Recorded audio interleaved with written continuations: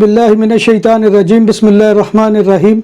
अस्सलाम वालेकुम नाजरीन, मैं हूँ आपका मेज़बान Mirza Nadeem Baig, programme views on news with Mirza Nadeem Baig में। नाजरीन मोहतरम, आज 5 अगस्त 2021 है और जुमेरात का रोज़ है। जुमेरात के रोज़ के ख़बरनामे के साथ आपकी खिदमत में हाजिर हूँ। जैसा कि आप जानते हैं कि हमारे ख़बरनामे में स्पेन, यूरोप और दूसरे मुल्कों की खबरें शामिल होती हैं।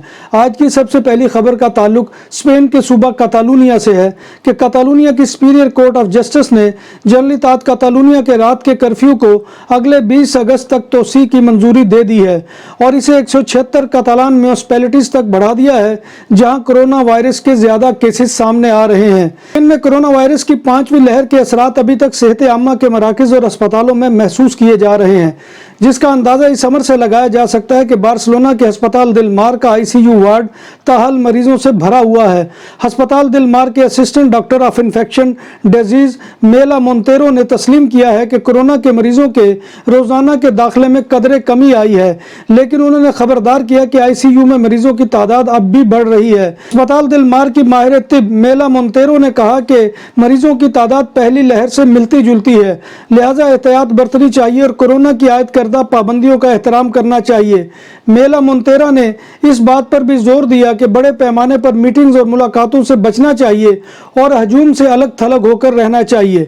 स्पेन में कोरोना वायरस का शिकार होकर ICU में पहुंचने वाले अक्सर सीरियस मरीजों की उम्र 50 से ऊपर है। वैक्सीनेशन अमल के बाद जुलाई के वस्त तक कोविड-19 के लिए ICU में दाखिल होने वाले निस्फ अफराद की उम्र 50 साल से कम थी, मगर एक बार फिर 50 साल से ऊपर के मरीजों की इंतहाई निगहदाश्त के यूनिट्स में तादाद बढ़ रही है। स्पेन में अगस्त के महीने के दौरान बड़े पैमाने पर खेलों, फुटबॉल और बास्केटबॉल के आउटडोर मुकाबलों को स्टेडियम में देखने के लिए तमाशाइयों की तादाद की ज्यादा से ज्यादा गुंजाइश 40% होगी, जबकि इंडोर गेम्स के लिए तमाशाइयों की तादाद ज्यादा से ज्यादा गुंजाइश 30% होगी।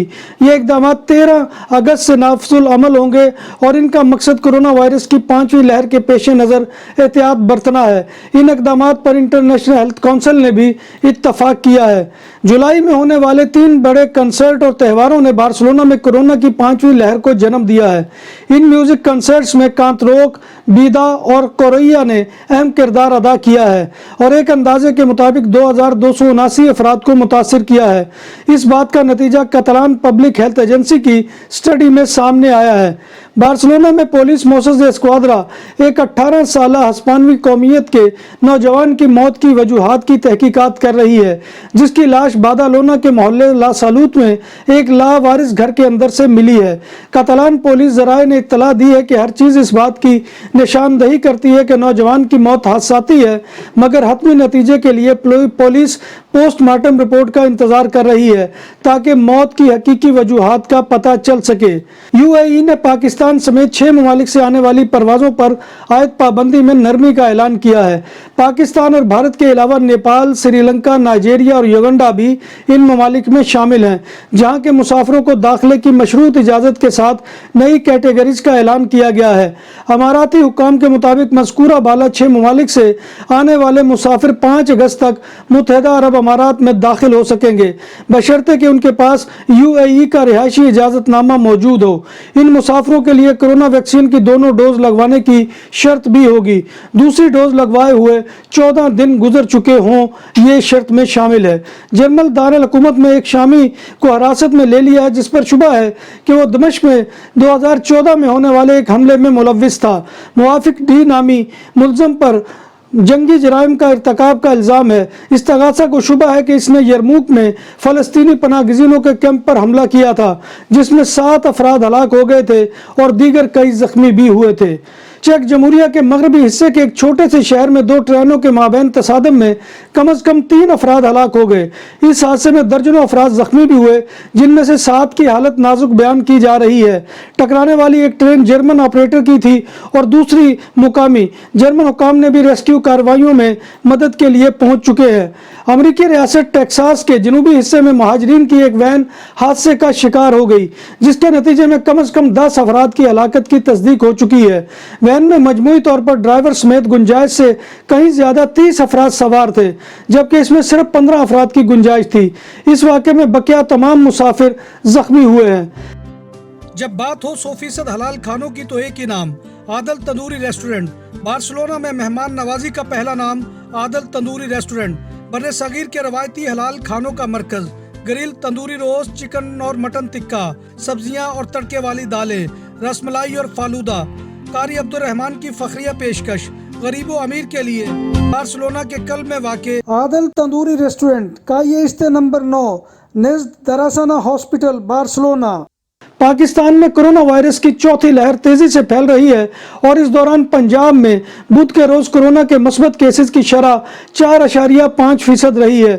رپورٹ کے مطابق راولپنڈی میں کیسز کی شرح 17.1% رہی، جو کرونا وائرس کی چوتھی لہر کے دوران صوبے کے تمام شہروں کے مقابلے میں سب سے زیادہ ہے۔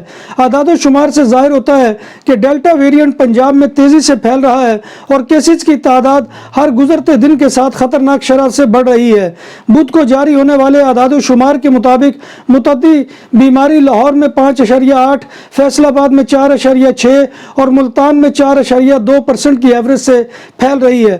سرکاری اعداد و شمار کے مطابق پنجاب میں کیسز کی مجموعی تعداد 3,59,321 تک جا پہنچی ہے۔ ترکی کے جنگلات میں لگی آگ ایجبین کے ساحلی شہر میلاس کے پاور اسٹیشن کے قریب پہنچ گئی ہے۔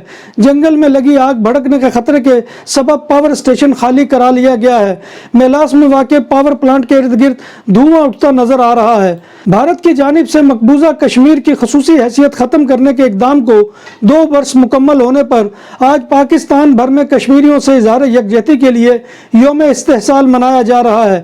خیال رہے کہ 5 اگست 2019 کو بھارتی حکومت نے مقبوضہ کشمیر کو ایک ریاست کی بجائے 2 وفاقی اکائیوں میں تقسیم کیا تھا اور اس کے بعد وادی میں آبادی کا تناسب تبدیل کرنے کے لیے غیر مقامی افراد کو زمین خریدنے کی اجازت دے دی گئی تھی۔ دکانوں اور سپر مارکیٹس میں سیکورٹی کیمروں اور کیش رجسٹر کی خرید و فروخت اور انسٹالیشن کے لیے ہم سے رابطہ کریں۔ عمدہ سروس اور معیار ہماری پہچان۔ ہمارا رابطہ نمبر 6438465115۔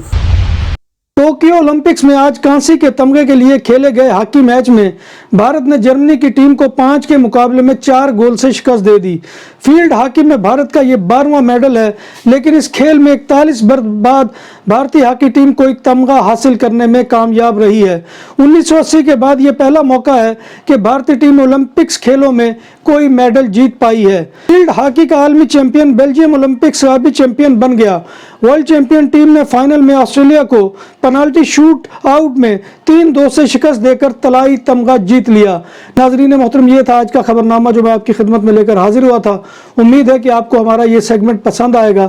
آپ سے گزارش یہی ہے کہ آپ ہمارے channel BBC update T V کو سبسکرائب کریں، اس کے پروگرام کو لائک کریں اور دوستوں میں شیئر کرنا مت بھولیے، اور کمنٹ باکس میں آ کر کمنٹ کرنا بھی مت بھولیں، کیونکہ آپ کا کمنٹ کرنا ہماری عزت افزائی اور حوصلہ افزائی کا ذریعہ ہے۔